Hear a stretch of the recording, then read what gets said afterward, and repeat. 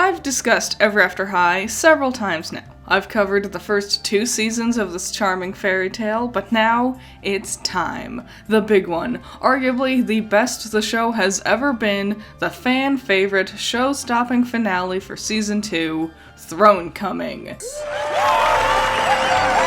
Yes, Thronecoming. This massive 45-minute long special was the grand climax to Ever After High's 2nd season. This is the longest episode of Ever After High that's available on YouTube, because after this, all of its specials became exclusive to Netflix. And this special really does feel like the franchise's first attempt at a movie format for its plot and characters. No longer being chopped up into multiple parts like Legacy Day or True Hearts Day, this is the real deal. And I've got a lot to cover here, so let's not waste any more time and dive into the world of Thronecoming.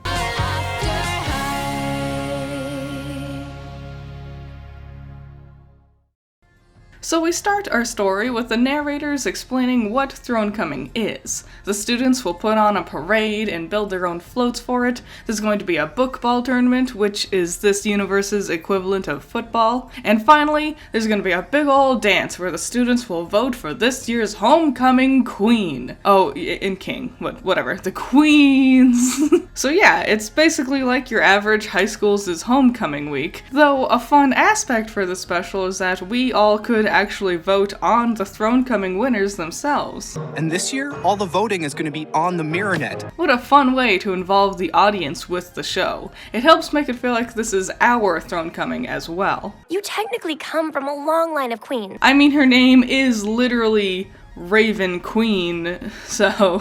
I'm the daughter of the evil queen and a rebel, but that doesn't mean I'm trouble. This special has a lot of dialogue in the beginning like this that always ends up feeling a little out of place. This is common for almost every special or movie or whatever accompanies a long-running series, where the characters basically need to help the audience play catch-up with the characters' plots. Okay, so Raven gets called to Headmaster Grimm's office, and like, real talk, this scene always felt so weird to me. Like, she's just sitting there, and then Grimm is also just sitting there, not saying anything, just staring at her for a second. And I think it was meant to give the scene some tension, especially since there's no music in the background, and it's just the awkward ticking of the clock. But it follows this up by trying to be really humorous with Mrs. Trollsworth getting the dragon egg, and it all just feels so weird. As you know, Thronecoming is one of— No, stop. If a character says, "as you already know," before saying something, then you need to change that dialogue. If he knows Raven already knows this, then there's no reason for him to explain it. See, this is more of what I was talking about dialogue that's forced into the script to fill the audience in on the plot. This sort of dialogue really unfortunately bogs down this entire scene with Raven and Headmaster Grimm, making it really boring to sit through. Basically, what Headmaster Grimm wants is to ask Raven if she'll reconsider her stance on not signing the book, since it'll be out of its case for the ceremony. Raven tells him no again and storms off, but this time, Headmaster Grimm seems much more worried about this news than before, as we transition into a flashback of him as a kid. We're always gonna be best friends, right, Milton? Yeah, always. Wow, this seems really serious, like really dire. Suddenly his warnings that fairy tales can go poof seems a lot more valid, like maybe he's speaking from experience. Ow, my finger. I know it was the pricking of her finger that did it, but it almost seems like tasting blood is what knocked Briar out. Alternate universe vampire Briar would be fun. We cut over to all the students working hard on the decorations for their floats and the upcoming dance. At the same time, the book ball boys are freaking out because they're up against Beanstalk High for their upcoming game. Beanstalk High is filled with giants, Daring. Well, then we are in a lot of trouble, aren't we? Daring gets way more funny as the seasons goes on. He cracks me up. Cerise offers to join their team since she's got the best speed out of the school, but Sparrow turns her down since she's a girl. I know nowadays there's tons of girls can do whatever boys can do stories out there, especially in cartoons, but back when this came out in 2014, it wasn't so common. And as far as B-plots go, this isn't awful. However, I will be going into more detail with it later on. Cerise, what the hell? Blondie brought that pizza for everyone to share. You can't just throw it away because you're pissed. What if anyone else here wanted meat lovers, huh? We next see Raven complimenting Apples' float, but tensions start to raise as Apple brings up their supposed destiny. It's okay, Raven. You'll come around. I just know it. And to be honest, when it comes to this, I think you're being selfish. Haha! Finally! Raven calls Apple out on her behavior, how she doesn't take Raven's struggles into consideration, how Apple only cares about getting the fairy tale life she was promised. You know, because you didn't sign the book, all of our stories could go poof. Oh, right. I want you to sign it so that nothing bad happens to the people that I love, including you. Oh. Shit. Okay, so Apple is definitely right. Honestly, both of them are right, but Apple is right. Raven could have endangered everybody, which in some ways makes her actions seem like the selfish ones. This is the beauty of Ever After High, that neither side is wholly right or wrong, and Apple explaining her stance here really gives us the best insight into her character's motivations. Apple truly does care about everyone, and doesn't want to see any of them hurt in any way. She is willing to see her best friend go down the path of villainy if it meant she got to live. It's pretty intense. This whole scene really is. The special has been only okay so far, honestly, but this is the moment that really sticks out to me every single time I think about Ever After High. Anyways, we cut back to Ashlyn, who finds out Briar had accidentally slept through the entire day, missing the festivities. A revelation that really upsets Briar. When I sleep for 100 years, well, I'm gonna miss out on all the fun and my friends. This special is too good. Up until this point, Apple and Briar have been pretty shallow characters. Not awful by any means, but definitely not that compelling. Apple is perfect, Briar likes to party. This special, in only a handful of lines, gives them huge aspects towards the development of their characters, really helping to make us empathize with them, Briar especially. This scene really tells us how choosing to be a royal isn't always an easy choice either. Though, to distract from how amazing this scene is, there's one thing that I don't quite understand. You haven't signed the Storybook of Legends yet. I mean, I already signed, and I kinda wish I hadn't. I don't want to be too pedantic about the timeline of Ever After High, but how? Briar was practicing to sign the book alongside Apple and Raven, and yeah, we didn't see her signing it beforehand, but are we supposed to believe that after Raven didn't sign the book, everyone who hasn't signed yet just didn't get to? And how did Ashlyn sign already? Is she a year older than the other girls? She wasn't even at the rehearsals for Legacy Day or anything, so maybe. But if that's the case, why is she roommates with a lower classman? And I thought you signed the book during your senior year at Ever After High, so how can Ashlyn still be attending classes if she's older? Did Ashlyn get held back a year? I know that the scene is supposed to be telling us that even the royals struggle with the decisions of signing the book, but I always just get distracted by trying to figure out what the timeline is of how this all works.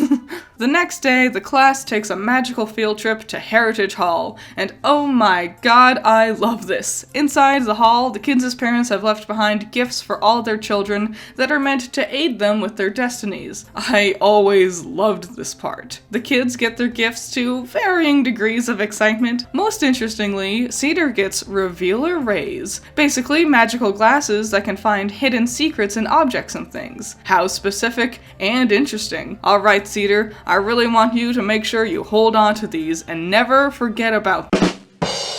Grimm has switched out Raven's present with a coin though, inspiring her to toss it into the well, where Grimm tricks Raven into thinking the whole world will go to ruin if she doesn't sign the book. Raven runs off in a panic, and as she does, we get another glimpse at Grimm's backstory with his little brother. No one has ever gone into that cave and come out alive. Wow, that all seemed really serious, like really dramatic. Some sort of really traumatic thing must have happened, especially for Milton, who that's Headmaster Grimm's first name, in case you didn't catch that, in order for him to change his mind about staying true to stories. That's just a story. They don't all come true, you know. We must stay true to the stories. I wonder what could have possibly happened. It must be so serious. Anyways, it looks like Grimm's trick worked. I want to sign the Storybook of Legends! Before we get too distracted with the plot that's going to pop up, I just wanted to point out how much fun it is that they've played around with the more unique looking background characters. No more girl with blue-gray hair. We've got a whole slew of intriguing looking characters who all look detailed enough where you could potentially guess what fairy tale they're from. It's super fun. And so, as Thronecoming approached, this is a super small detail and probably no one else will care, but I like the idea that only the female narrator is here for this scene because it was the girls' fittings, so the male narrator wouldn't be allowed to enter because it's basically like their changing room. Small details like that are really my favorite parts. It's not as easy as you make it sound, Apple. Finally, all of this built-up frustration weighs down too heavily on Briar, and she lets it all out after hearing Apple going on and on about how wonderful this is. Well, you are gonna miss out on all the great parties. Is that how you guys see me? I don't want to sleep because I'm gonna lose all my friends. I never thought about that. Well, I have. Honestly, it's hard to say anything over this scene, because it really is extraordinarily done. This dialogue all not only matches the characters' personalities, but it is also very smart and very well delivered. But Briar's dialogue really powerfully sums up everything she's been upset over, and I think the greatest detail is the fact that we don't even look at her much when she's talking. Instead, we cut away to all of the others, essentially showing us what Briar is thinking of. All of the friends she's going to miss if she sleeps. We all have our part to play. Easy for you to say, Apple. You get poisoned for what, like a week? This scene, alongside the earlier one during the float building, really is the biggest reason this special hits as hard as it does. It doesn't shy away from the hard conundrum Ever After High presents, and instead tackles the dilemma head on. And yeah, Briar has a point. While Apple's words earlier made me empathize with her perspective a ton, this scene really hammers home just how easy it really is for Apple to say all of that. Yes, she is worried she's going to lose her friends too. Honestly, the exact problem Briar is facing. But Apple's struggles is very passive. She signs the book, gets mildly sick, gets better, and lives happily ever after as the supreme queen of all the land. Her struggle is easy. Compared to every other girl in the room, of course she would find playing her part to be a no-brainer. But for the girl who ends up in chains, the girl who can't be with her true love, or the girl who has to sleep her friends' lives away, no. These are difficult decisions to make, and it's a lot harder for them to play that part than for Apple to sit idly by and just watch them go through that struggle. Oh dip, back to the brothers' backstory. What happens? What happens? Giles! So what? This backstory is really presenting itself as something super traumatic for Headmaster Grimm, but we all know that Giles is fine. He lives under the school. We met him not only during the Legacy Day 3-parter, but also we saw him in the beginning of this episode. And like, he's fine. He's not maimed, he has all of his limbs. The only issue I see is he's speaking Riddlish, which at this point I thought was a personal choice, because Maddie speaks it too. Feathers and friends, together alone. He's speaking Riddlish! So I thought it was just like a language, like speaking Spanish or something, you know? So the fact that they're painting this backstory to be something so traumatic is confusing because we all already know the brothers both live, but let's keep going. You know, it's the underrated jokes that are always the funniest. So we get to the big event. Raven is actually going to sign the Storybook of Legends. Except before she can, Cedar realizes with her revealer rays that something has gone wrong. Somebody is not telling the truth. God, I love her. Cedar is so sweet and cute. Miss Wood, split! Raven! I'm a savage.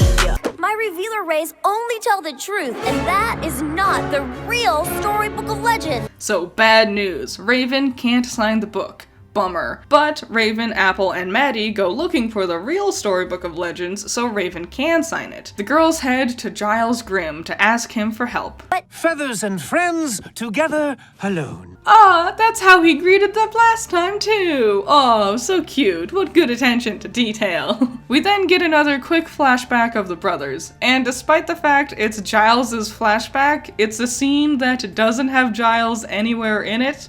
Weird.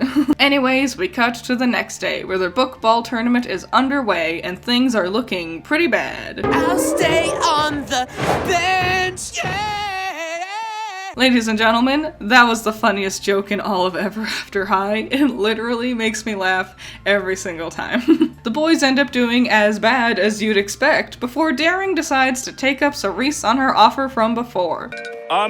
If you're not doing anything... So the girls decide to head out looking for the book while everyone is distracted, bringing Cedar with them to help them out. Seeing them leave, Briar and Ashlyn follow them, hoping to stop them from finding the book. With Giles' guidance, the girls head back to Legacy Hall, trying to open the large statue of the Storybook of Legends. Surprise! Blondie's here! Surprise! Cupid's here! So yeah, all of a sudden our cast becomes huge. We've been following Raven, Apple, Briar, Ashlyn, and Cedar pretty closely so far, and Maddie is Raven's best friend and helped decipher Giles' riddles, but Cupid and Blondie really just come out of nowhere. They've had barely any lines so far in this special, so including them here in this finale feels kind of weird. And quite frankly, I think it was just to push out more dolls. And yeah, Raven, Apple, Maddie, Ashlyn, and Briar all got dolls, alongside, you guessed it, Cupid and Blondie. But not Cedar? Even though Cedar's dress was super adorable, look at her! She played such a big role in this story too, why didn't she get it all? If they were going to make dolls for these girls, I wish they would have played bigger roles in the story so far. Shoving them randomly into the middle here feels so lazy. Usually Ever After High is better than that. So then they all...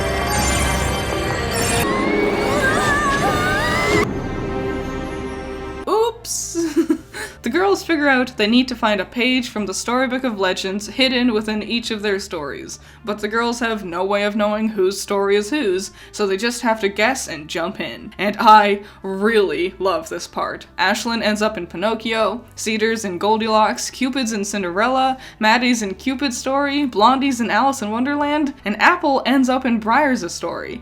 Meanwhile, Raven is in Apple's and Briar is in Raven's. What a fun concept, having the girls live out their friends' different stories. This is exactly what I was talking about from before. Apple's story is so easy, but taking a moment to step into Briar's shoes so she can better understand what all it is Briar is going through, or the same for the other girls, is such a smart way to get them to better understand each other, to better empathize with the other girls' struggles, whether it's having to eat a poison apple or having to go to sleep. It's so smart. Honestly though, in the long run, we really only spend time with Raven and Briar. Everyone else gets in and out of their stories really quickly, and I think it was a waste. With such a fun and interesting concept for the characters to be in, it's a shame they never really got to spend the time there to better understand each other. Now, going back to Blondie and Cupid, I think this entire plot point would have benefited if these two girls were never included here. By limiting the amount of girls we need to visit, we could elaborate more on each individual situation.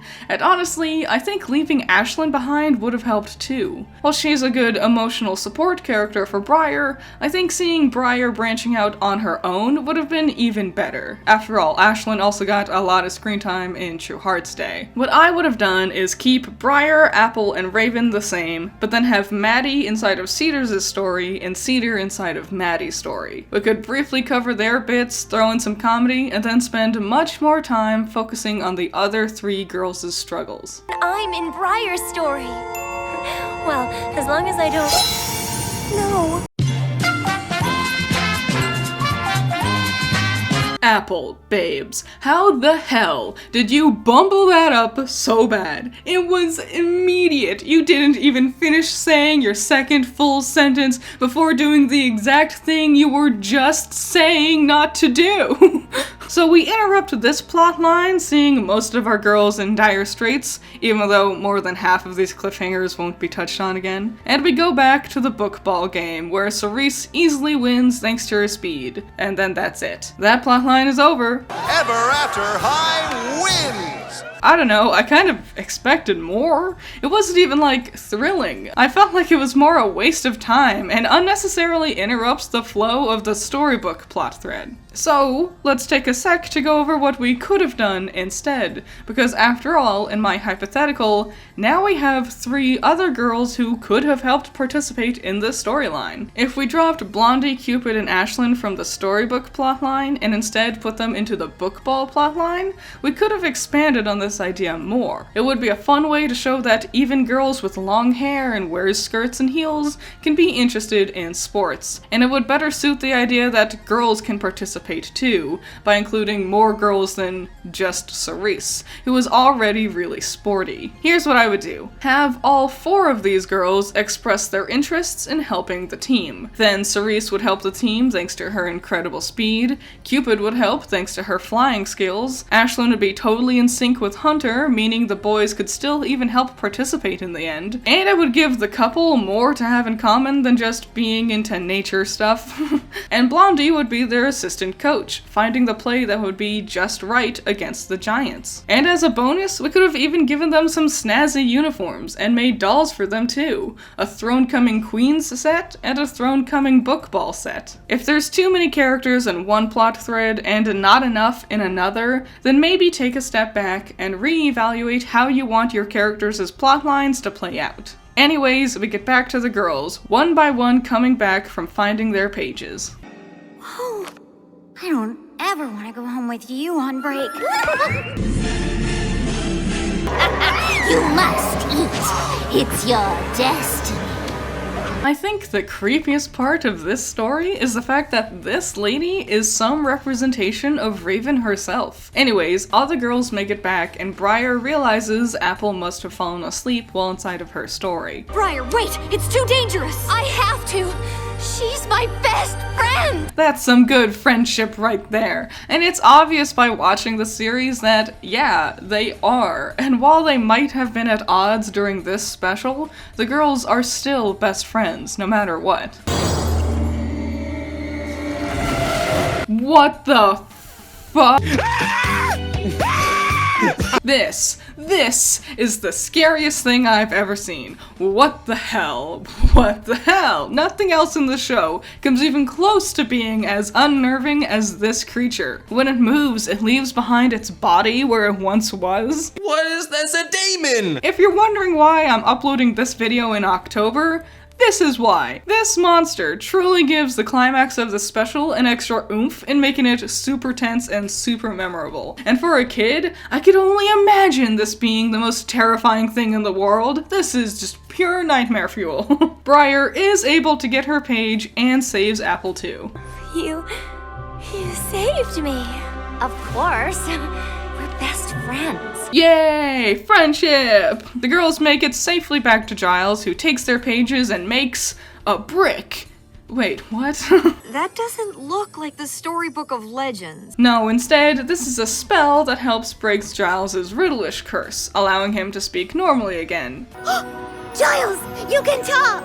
Like, everyone can understand you talk! Oh my god, I love you too! Maddie and Cedar, so sweet. Such big hearts, I love them. Anyways, the Storybook of Legends is still missing, and Giles reveals it was Ravens' mother who took the Storybook of Legends and hid it somewhere long ago. So does that mean no one's actually signed the book in years? What about the students from the previous years? They never technically signed the book. This is like a really big big deal, and I don't think enough people focus on this. Apparently, what she wanted to do was invade other people's stories and spread her evil everywhere. So the Grimm brothers trapped her inside of a mirror, the same one we've seen Headmaster Grimm arguing with before. I've always really liked this plot point because it makes Raven's motives make a lot more sense. Technically, both her and her mother were trying to go against their destinies, just in different directions. And it's a fun and compelling dynamic between them. Giles also sits the girls down and tells them the ending to him and his brothers' flashbacks we've been seeing. I will never go against the stories again, ever. Yeah, that was it. One sentence. What?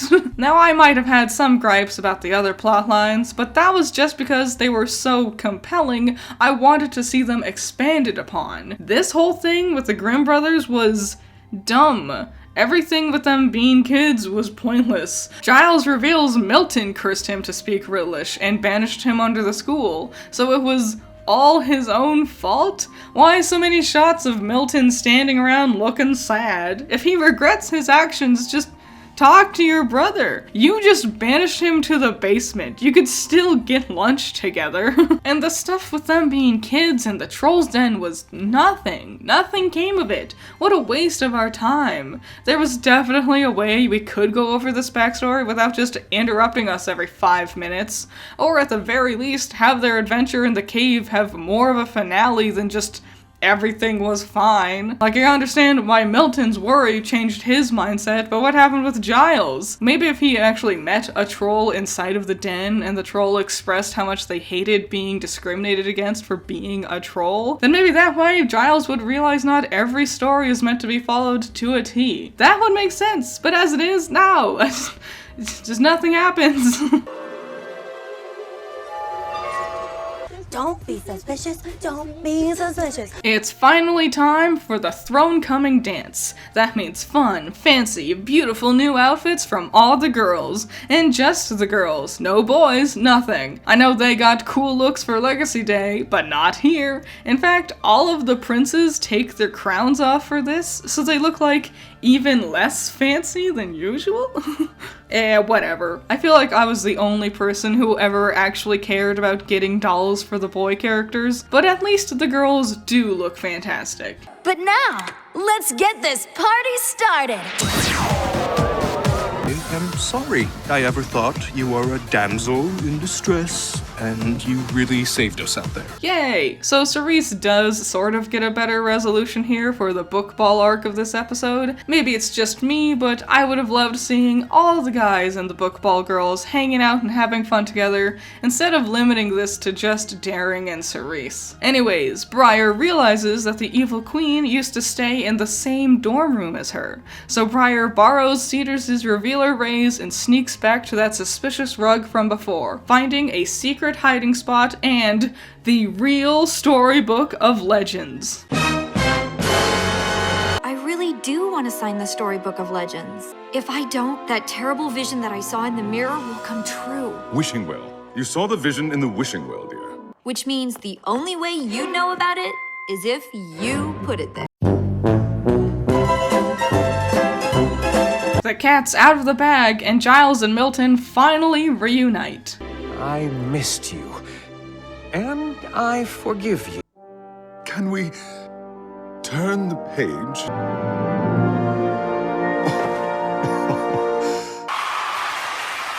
You know, I might not like Headmaster Grimm, and I might have thought this storyline was mismanaged, but this conclusion is just so heartfelt, and I really like the simple message of forgiveness. Their bond is stronger than any grudge either one of them could have had. Giles knows Milton was only trying to protect everyone, and it's obvious Milton deeply regrets what he did to his brother. And it wasn't a snap decision here either. And it's clear by Milton's constant, sad, distant stares throughout this special that he's been regretting this for a long time, and I think it wraps up really nicely here. Suddenly, we cut back to Briar, who's decided to keep the storybook lost and throw it down the well. For Briar's story is far from over. Oh man, now that is a cliffhanger. The idea of continuing this plotline with the Storybook of Legends is so compelling. This adventure was already a blast, and what a way to end off this special. This story was fun, with really complex and intriguing character moments, with a thrilling climax, and hearing that there's more? Well, that just made me too excited to keep going with Ever After High. And that's the conclusion to the massive Thronecoming special. It really is a roller coaster of emotions. I know I had quite a lot of nitpicks here and there, but it really all comes from a place of just wanting to see more. I know this special is only 45 minutes long, but I think pushing it to the full hour length would have been just fantastic, especially if it meant we got to play around a lot more with the girls inside of each other's stories. That, and give the Bookball B-plot some more love and attention too. Though honestly, none of it was bad. Each story arc was perfectly tied together, with the characters developing in interesting directions all the while. Briar became a rebel, Raven has started to consider the idea of being a royal, and everyone had the chance to try and understand each other a little bit better. We got some great new designs from everyone this time around too. Specials like this never really compel me to buy the dolls that go along with it, but all of the designs here was just really above and beyond. Oh, on that note, you might be wondering, the burning question we've all had throughout this whole special: Thronecoming Queen! Who won? Well, depending on where you live, that answer might differ. In the US, Latin America, UK, Romania, Hungary, Israel, Spain, Brazil, Portugal, Croatia, Bulgaria, Netherlands, France, Poland, Greece, Estonia, Italy, and Turkey, the winner was Raven Queen. Cupid won in Slovenia and Ukraine's web version, but then in Ukraine's TV version it was Apple. And then Blondie won in Germany. Yay! The world! So fascinating. But beyond the girls' designs for Thronecoming, more importantly, their character development and their story arcs this time around was a ton of fun. And best of all, the message this story tells never felt too forced or hand-holdy. Friendship, understanding, forgiveness. These concepts got played out beautifully here, and never felt dumbed down or oversimplified. Without a doubt, Thronecoming deserves all of the praise the fan base gives it. It truly is one of the best animated stories I can think of, and I'm just itching to see what happens next with Briar, Apple, and Raven, and of course, the Storybook of Legends. Well, looks like we'll just have to wait for next time to see how the story continues to unfold. Shout out to my $10 patrons, you're all amazing. Nako, James Dodds, Cool Duck, Andrew, Ramiel, Valhalla Knight, Chamomile, G Extreme, Classy Critic, Surge, Mordred Pendragon, Boulder Off Bros, Sunny Shy, Great Bar, Caleb Grimm, Pentamenta, Genital War Thunder, Carmen, Order, Jake, Storm, Amber, Lolith, Livid Aries, Matt Frost, Just a Chap in a Top Hat, Hype Man, and Luno the Evoker. So yeah, I hope you enjoyed this episode. I love talking about Ever After High. It's one of my favorite things, just a nice comfort show. Let me know in the comments, what do you think about this special, about Thronecoming? I know it's a lot of people's favorites. Tell me, why is it your favorite? And who do you think should have won the Thronecoming Queen and King contest? Well, I think the winner for Kings was Daring. I don't think you could have actually voted on that one, but whatever. Any and all thoughts and opinions on Ever After High, leave them in the comments below, and I'll see ya in the next one. Bye-bye.